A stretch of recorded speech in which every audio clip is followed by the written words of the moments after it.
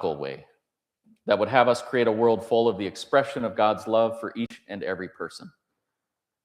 God brought to us this way of grace and truth and life.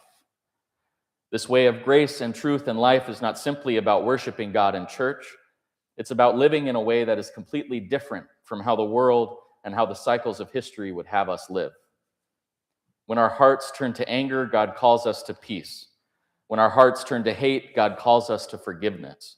When our hearts turn to greed, God calls us into generosity. When our hearts turn to selfishness, God calls us to selflessness. When our hearts become hard as part of the cycle of history, God calls us to soften our hearts and to break the cycle of sin and pain, to live for God alone, and to appreciate the sacredness of this world.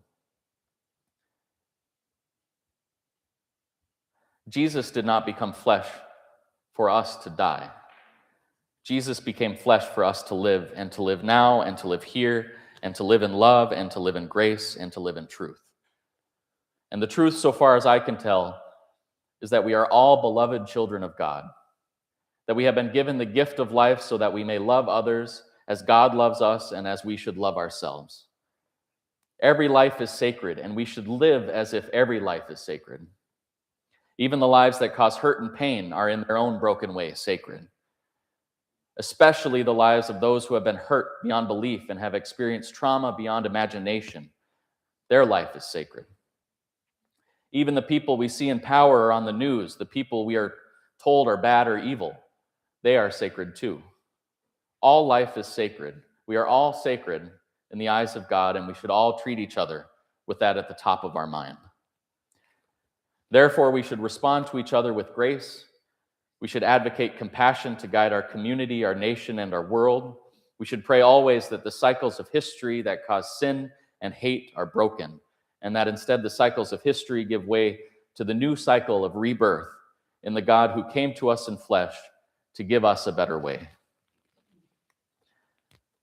We are called to live a better way, each of us here.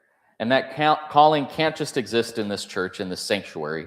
We must live out that calling in the world, and we must be the force that shows the world that Jesus' way of grace, truth, life, and love is the best way forward. And so whether we live in times of darkness or in times of light, God is there. And whether the darkness is ascendant or in retreat, the light is there. God is there. And the light continues to shine in the darkness, and the darkness will never overtake it. And so together, I think we can be sure of that.